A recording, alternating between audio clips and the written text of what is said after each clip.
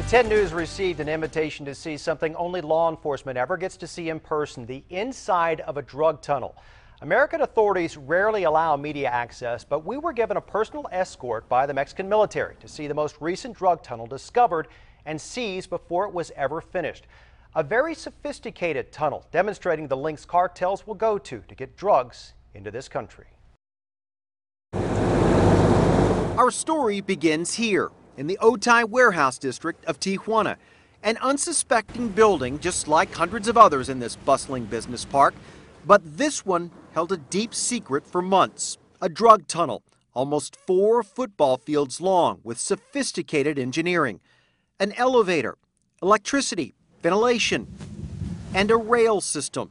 It could have generated millions for the cartel building it, but it was shut down before it ever reached its destination. The warehouse tunnel was just blocks from the U.S. border.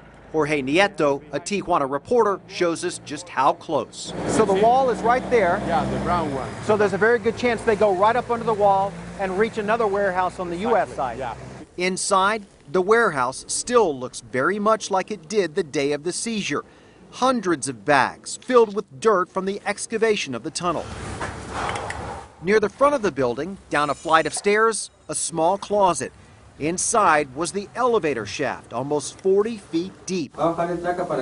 We had to be lowered down with a harness because the elevator is now broken. We were told we would have less than 30 minutes with our cameras because of the heat, humidity, and lack of air. So we've just come down what was the elevator shaft. We had to be lowered about 12 meters. They tell us that the tunnel here runs about 300 meters in the direction of the U.S. border. They never knew where it was going to come up on the other side. As soon as you get out of the shaft, you can feel the humidity. Without any type of ventilation, you can't imagine what the workers here were put through, filling hundreds and hundreds and hundreds of these bags with this dirt. Take it, haul it out, start all over again.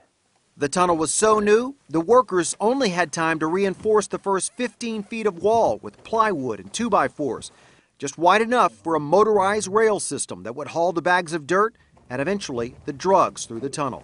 The only light we have is from small flashlights in our camera light. The walls are covered with partially exposed rocks. As we go further, deeper and deeper into the tunnel, it seems to just get smaller and smaller and hotter.